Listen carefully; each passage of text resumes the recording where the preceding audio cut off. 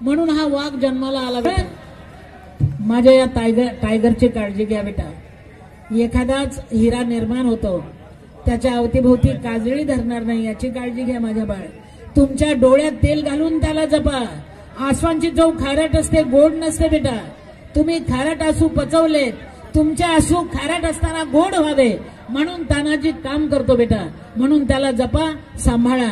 हा झंझावात आहे, हे वादळ आहे, हे तुमच्या ताब्यात देऊन मी जाते आहे। काळजी घ्या, पुढे जा, पण मागे वळून पहा माझ्या बाळ। पायाची माती सरकू देऊ नका, उंच उंच वाढा, पण नातं मातीशी असू द्या, त्याची गरज आहे। मी अनाथांची माळ झाले, तुम्ही गणगोत व्हा।